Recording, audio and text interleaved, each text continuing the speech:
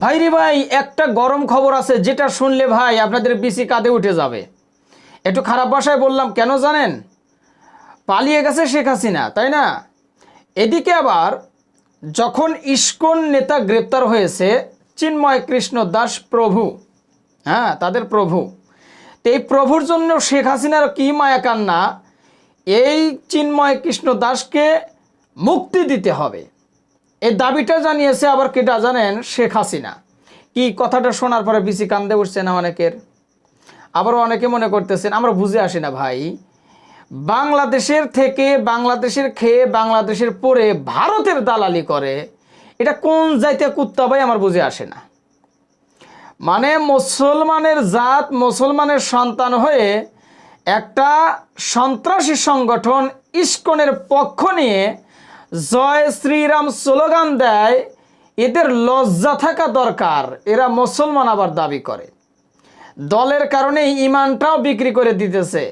যারা ওই দল করতো এখন তারা জয় শ্রীরাম স্লোগান দিয়ে চিন্ময় কৃষ্ণ দাসের পক্ষ নিয়ে তারাও এখন নিজেদেরকে কি দাবি করতেছে জানেন তো?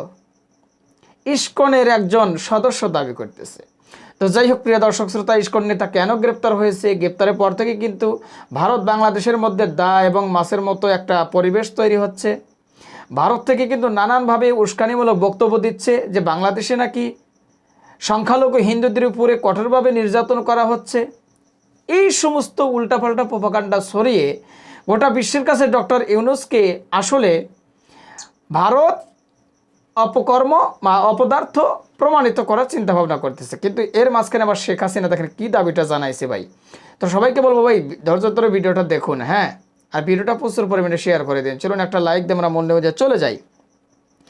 ইসকনের নেতা চিন্ময় কৃষ্ণ দাসের মুক্তি ও সকল সম্প্রদায়ের মানুষের ধর্মীয় স্বাধীনতা ও জানমালের নিরাপত্তা নিশ্চিত করার দাবি করে বিবৃতি দিয়েছেন ক্ষমতা ছেড়ে ভারত পালিয়ে যাওয়া আওয়ামী লীগের সভাপতি শেখ হাসিনা। মানে এই মহিলাটার আসলে লজ্জা শরম বলতে কিচ্ছু নাই, যেটা ইতিমধ্যেই সারা বাংলাদেশের মানুষ টের পেয়ে গেছে। মাঝে মধ্যে ফোন করে ডক্টর ইউনূসকে সুদখোর এবং ডক্টর ইউনূস সাহেবের সাথে যারা আছে তাদেরকে দেখে নেওয়ার হুমকি, আবার চট করে বাংলাদেশে ঢুকে নতুন করে ক্ষমতা নেবে, ক্ষমতা নেওয়ার পরে সবকে একদম সাইজ করবে। আরে ভাই এর আগে তো করছো ভাই, হ্যাঁ নাকি ম্যাডাম, এর আগে তো করছো। অনেক আলেম ওলামাদেরকে বছরের পর জেলে রাখছো, তারপরে তোমার আত্মায় শান্তি হয় নাই, তাই না? তো যাই হোক, বৃহস্পতিবার 28 নভেম্বর বিকেলে আওয়ামী লীগের ভেরিফাইড ফেসবুক পেজে দেওয়া এক পোস্টে এ তথ্য নিশ্চিত করা হয়। বিবৃতিতে হাসিনা বলেন, চট্টগ্রামে একজন আইনজীবীকে হত্যা করা হয়েছে, এই হত্যার তীব্র প্রতিবাদ জানাচ্ছি। এই হত্যাকাণ্ডের সঙ্গে যারা জড়িত তাদেরকে খুঁজে বের করে দ্রুত শাস্তি দিতে হবে। এই ঘটনার মধ্য দিয়ে চরমভাবে মানবাধিকার লঙ্ঘিত হয়েছে। একজন আইনজীবী তার পেশাগত দায়িত্ব পালন করতে গিয়েছিল, আর তাকে এভাবে যারা পিটিয়ে হত্যা করেছে তারা সন্ত্রাসী। তারা যেই হোক না কেন শাস্তি তাদের পেতেই হবে। জি ম্যাডাম, অবশ্যই সুন্দর কথা বলছেন, কিন্তু ঘটনা হলো একটা, সবই আপনার দলের লোক। এইটা হলো সবচাইতে একটা দুঃখের বিষয়। আপনি কি সন্তানগুলো দেশে রেখে গেছেন যে তারা বর্তমানে এইগুলো কাজকর্ম করে বেড়াইতেছে? ঠিকই কইছেন আপনি, এদের আসলে শাস্তি হওয়া দরকার। আপনার কথা মাইনে নিলাম আপা, ঠিক আছে। চলুন বিস্তারিত তারপরে কি বলতেছে। তিনি আরও বলেন, অসাংবিধানিকভাবে ক্ষমতা দখলকারী ইউনূস সরকার যদি এই সন্ত্রাসীদের শাস্তি দিতে ব্যর্থ হয়, তাহলে মানবাধিকার লঙ্ঘনের দায়ে তাকেও শাস্তির মুখোমুখি হতে হবে। আমরা ডক্টর ইউনূসকে বলবো, কেন ব্যর্থ হবেন? যারা এই আইনজীবীকে হত্যা করছে সবাই তো আপার লোক, ধরে ধরে এদেরকে ওই কামই করেন যা করছে আইনজীবীর সাথে। তা না হলে হাসিনা আপাত আসলে কীভাবে, এই যে বলতেইছে তো, আপনাকেও কিন্তু আইনের মুখোমুখি করবে, ঠিক আছে। আচ্ছা, তারপরে কি বলতেছে, দেশবাসীর প্রতি আমি আহ্বান জানাচ্ছি। কি আহ্বান জানাচ্ছে? এ ধরনের সন্ত্রাস ও জঙ্গিবাদের বিরুদ্ধে সবাই ঐক্যবদ্ধভাবে রুখে দাঁড়ান। সাধারণ মানুষের জানমালের নিরাপত্তা নিশ্চিত করা জরুরি। শেখ হাসিনা বলেন, বর্তমান ক্ষমতা দখলকারীরা সর্বক্ষেত্রেই ব্যর্থতার পরিচয় দিতে চলেছে। দেখছেন, আমি বলছিলাম না, ডক্টর ইউনূসকে এবং উপদেষ্টা মণ্ডলীকে ব্যর্থ করার প্রচেষ্টা যেভাবে পারে সেভাবে কিন্তু চালিয়ে যাচ্ছে ওই দাদাদের আসরে বসে থেকে, যে কোনোভাবে। মাঝে মধ্যে মনে করেন যে ভ্যান চালক হয়ে আসে, মাঝে মধ্যে অটো চালক হয়ে আসে, মাঝে মধ্যে আনসার হয়ে আসে, মাঝে মধ্যে হিন্দু হয়ে আসে, এখন আবার ইসকন হয়ে এসেছে। আচ্ছা, তার পরবর্তীতে আপনাদেরকে একটু জানাই, বর্তমান ক্ষমতা দখলকারীরা সর্বক্ষেত্রে ব্যর্থতার পরিচয় দিয়ে চলেছে। নিত্য প্রয়োজনীয় দ্রব্যমূল্য নিয়ন্ত্রণ করতে ব্যর্থ, মানুষের জীবনের নিরাপত্তা দিতেও ব্যর্থ। সাধারণ মানুষের উপরে প্রত্যক্ষ ও পরোক্ষভাবে এইসব নির্যাতনের তীব্র নিন্দা জানায়। সনাতন ধর্মাবলম্বী সম্প্রদায়ের একজন শীর্ষ নেতাকে অন্যায়ভাবে গ্রেপ্তার করা হয়েছে, অবিলম্বে তাকে মুক্তি দিতে হবে। আহা, চট্টগ্রামে মন্দির পুড়িয়ে দেওয়া হয়েছে দাবি করে স্বৈরাচার হাসিনা বলেন, ইতিপূর্বে মসজিদ, মাজার, গির্জা ও মঠ আহমদিয়া সম্প্রদায়ের ঘরবাড়ি আক্রমণ করে ভাঙচুর ও লুটপাট করে আগুনে পুড়িয়ে দেওয়া হয়েছে। সকল সম্প্রদায়ের মানুষকে ধর্মীয় স্বাধীনতা ও জানমালের নিরাপত্তা নিশ্চিত করতে হবে। তিনি আওয়ামী লীগের অগণিত নেতাকর্মী, ছাত্র জনতা, আইনশৃঙ্খলা বাহিনীর সদস্যদের হত্যা করার পরে চলছে হামলা, মামলা ও গ্রেপ্তারের মাধ্যমে হয়রানি। আমি সব নৈরাজ্যবাদী ক্রিয়াকলাপের তীব্র নিন্দা ও প্রতিবাদ জানান। দেখছেন, শেখ হাসিনা প্রতিবাদ জানায়। এখন যেই শেখ হাসিনা আলেমদেরকে মিথ্যা মামলায় ধরে ধরে নিয়ে মনে করেন যে বছরকে বছর জেলখানার মধ্যে রাখছে, শাস্তি দিছে, সেও এখন নিন্দা জানায়। লজ্জা হওয়া দরকার। আসলে যেই মানুষটার লজ্জা নাই তাকে তো কোনোভাবে লজ্জা দেওয়া যায় না, বুঝছেন। যার লজ্জা নাই তাকে লজ্জা দেওয়া খুবই একটা কঠিন বিষয়, কারণ লজ্জা ইমানের অঙ্গ ভাই। তার ইমানটাই নাই, লজ্জা থাকবে কোথায় থেকে ভাই? তাকে দয়া করে কেউ কমেন্ট বক্সে লজ্জা দিয়ে যায়। জানি আজকে অনেক আওয়ামী লীগের ভাইয়েরা আমার কমেন্ট বক্সে এসে আমাকে আবার লজ্জা দেওয়ার চেষ্টা করবেন। ভাই, আমার লজ্জা আছে ভাই, আমার ইমানও আছে, লজ্জাও আছে, কিন্তু আপনাদের ইমান নাই, লজ্জা নেই, যার কারণেই উল্টাপাল্টা কথা আপনারা কমেন্ট বক্সে এসে বলেন। আপনাদের নেত্রী যে কথাগুলো আপনাদের সাথে শেয়ার করলাম, নেত্রীর কথা শুনে কীরকম মনে হইল? সারা জীবন বাংলাদেশে ক্ষমতা থেকে গত 16 বছর আলেমুল আমাদের মনে করেন যে একদম শেষ করে ফেলাইছে। আলেমুল আমাদেরকে একদম ল্যাংরা পঙ্গু বানায় ফেলাইছে। বর্তমানে যারা খুনিরা ধরা পড়তেছে, ডক্টর ইউনূস কিন্তু তাদেরকে এমনভাবে জেল হাজতে নিচ্ছে, আদালতে নিচ্ছে, তারা দেখে মনে হইতেছে জেলখানার মধ্যে ভালো মন্দ খেয়ে বের হইতেছে।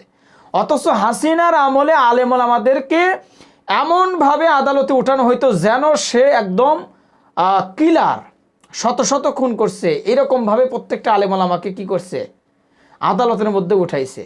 আর সেই হাসিনা এখন বড় বড় কথা বলে। ভূতের মুখের রাম নামে একটা কথা আছে না ভাই? যাক ভাই, কথা অনেক আসতেছে, যা শুরু করলে ভাই শেষ করা সম্ভব না। জানি অনেকের মনে করেন যে জ্বালা পোড়ায় গাও পুড়ে সরকার হয়ে যাইতেছে, কিছু করার নাই ভাই, সত্য কথা বলবো। অন্তত 16 বছর বলতে পারি নাই, এখন তো 2-4টা কথা বলবোই, ঠিক আছে না ভাই? তো ভিডিওটা শেয়ার করতে কেউ ভুলবেন না। হ্যাঁ, নাসির অফিসিয়াল পেজটা নতুন হলে ফলো করবেন, যারা করেছেন তাদের ধন্যবাদ। ভালো থাকবেন সবাই, আল্লাহ হাফেজ। এই ইসকন একটা সন্ত্রাসী সংগঠন, সেটা আবার নতুন করে প্রমাণ করছে। তাই আমরা মুসলিম হিসাবে একটা দাবি অন্তর্বর্তী সরকারের কাছে, এই ইসকন সংগঠনকে নিষিদ্ধ ঘোষণা করতে হবে এবং সংগঠনকে সন্ত্রাসী সংগঠন আখ্যায়িত করে নিষিদ্ধ করতে হবে। প্রিয় দর্শক শ্রোতা, আপনারা সকলে ইতিমধ্যে জেনে গিয়েছেন কে নৃশংস হত্যাটা করেছে। একজন মুসলিম অ্যাডভোকেটকে, আইনজীবীকে গলাটা আলাদা করে ফেলেছে। এত সাহস এরা কোত্থেকে পায়? বাংলার জমিনে 90% মুসলমানদের দেশে এই সংখ্যালঘু যারা মনে করে নিজেদেরকে, তারা মনে করে মুসলিম নাকি তাদেরকে অন্যায় করে, অত্যাচার করে, নির্যাতন করে। অথচ তারা এই ছোট্ট অংশ মুসলমানদের সাথে পাঙ্গা নিয়ে কীভাবে একজন মুসলিমকে শেষ করে আমার বুঝে আসে না। প্রিয় দর্শক, খুবই গরম একটা খবর নিয়ে আপনাদের সম্মুখে হাজির হয়েছি। সবাইকে বলবো একটু ধৈর্য সহকারে আজকের এই ভিডিওটি আপনাদেরকে দেখতে হবে। প্রচুর পরিমাণে শেয়ার করে দিন, প্রচুর পরিমাণে শেয়ার করে দিন ভাই। দেশটা রসাতলে নেওয়ার চিন্তা ভাবনা করছে একদল। দেশের বাইরে থেকেও কিন্তু কলকাঠি নাড়ছে, চাবি নাড়ছে, কীভাবে বাংলাদেশ সরকারকে ধ্বংস করা যায়, কীভাবে বাংলাদেশের পরিস্থিতিকে নিঃশেষ করা যায়, কীভাবে বাংলাদেশকে এক কথায় বলতে গেলে ধুমরি মুচড়ে শেষ করে দেওয়া যায়। বিদেশি প্রভুদের সাথে সাথে বসে বসে ডলাডলি করে করে বাংলাদেশকে নিঃশেষ করার চিন্তা ভাবনা করছে। কারা করছে এগুলোর মন খুলে বলা দরকার নাই ভাই, মুখ খুলে বলা দরকার নাই। এগুলো আপনারা অলরেডি বুঝতে পারছেন যে এগুলো পিছনে চাবি হাতে নিয়ে বসে আছে কারা। তো শুনুন একটু বিস্তারিত জানাই। ইসকন নিষিদ্ধ চেয়ে আইনি নোটিশ। ইসকন নিষিদ্ধ চেয়ে আইনি নোটিশ পাঠানো হয়েছে। আন্তর্জাতিক সংগঠন ইসকনকে নিষিদ্ধ ও রাষ্ট্রীয় আইন কর্মকর্তা অ্যাডভোকেট সাইফুল ইসলামকে হত্যাকারীদের বিচারের আওতায় আনতে সিগন্যাল নোটিশ দিয়েছে সুপ্রিম কোর্টের আইনজীবী আল মামুন রাসেল। বুধবার 27 নভেম্বর 10 আইনজীবীর পক্ষে তিনি এ নোটিশ স্বরাষ্ট্র মন্ত্রণালয়, আইন ও বিচার মন্ত্রণালয় ও পুলিশের মহাপরিদর্শক বরাবর ডাকযোগে পাঠিয়ে দিয়েছেন। সঠিক কাজ করছে। চলুন বিস্তারিত আরও জানাই। ভিডিওটা শেয়ার করবেন ভাই সবাই। হ্যাঁ, নোটিশ পাঠানো 10 আইনজীবী হলেন মফিজুর রহমান মোস্তাফিজ, নিজামউদ্দিন, আব্দুল হান্নান ভূঁইয়া হৃদয়, তৌহিদুল ইসলাম শান্ত, আতিকুল ইসলাম, মোহাম্মদ মাসুম বিল্লাহ, মোহাম্মদ রাসেল মাহমুদ, মোহাম্মদ আবদুল্লাহ আল মামুন, মাহফুজুর রহমান ও আল মোমেন। এতে বলা হয়েছে ইসকন একটি উগ্রপন্থী সংগঠন হিসেবে বাংলাদেশে দীর্ঘদিন ধরে কার্যক্রম পরিচালনা করছে। এই সংগঠনের প্রধান কাজ হচ্ছে উস্কানিমূলক ধর্মীয় অনুষ্ঠান পালন করা, যার উদ্দেশ্য সাম্প্রদায়িক দাঙ্গা সৃষ্টি করা।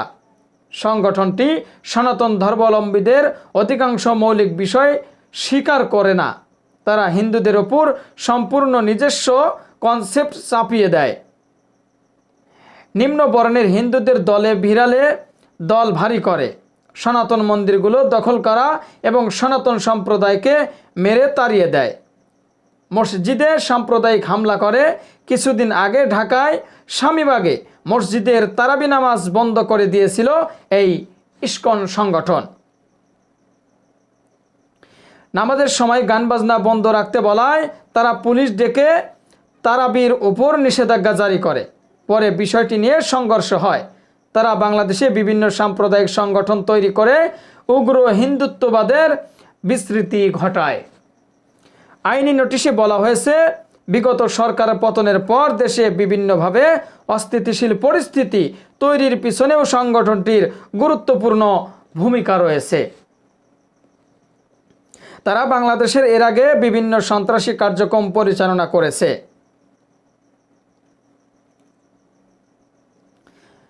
আচ্ছা, জাতীয় পতাকার অবমাননার অভিযোগে রাষ্ট্রদ্রোহিতার মামলায় চিন্ময় কৃষ্ণ দাস ব্রহ্মচারীকে গ্রেপ্তার করা হলে মঙ্গলবার 26শে নভেম্বর তাকে আদালতে উপস্থাপনের পর ইসকনের নেতাকর্মীরা সম্মিলিত ও পরিকল্পিতভাবে রাষ্ট্রপক্ষের আইনজীবী সাইফুল ইসলামকে নির্মমভাবে কুপিয়ে হত্যা করে। এতে বলা হয়েছে, এ থেকে সহজেই অনুমান করা যায় সংগঠনটি দেশের আইন কানুন তোয়াক্কা করে না, নিজেদের আইনের ঊর্ধ্বে মনে করে। আইন আদালত ও সরকারের প্রতি ন্যূনতম শ্রদ্ধাবোধ নেই।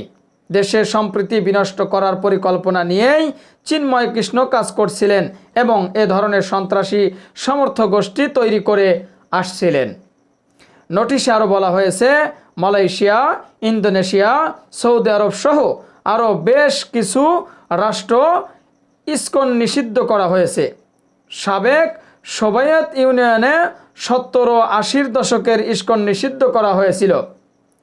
তাজিকিস্তান, উজবেকিস্তান, কাজাকিস্তান এবং তুর্কমেনিস্তানে ইসকনের কার্যক্রমের ওপর কঠোর নজরদারি জারি রয়েছে।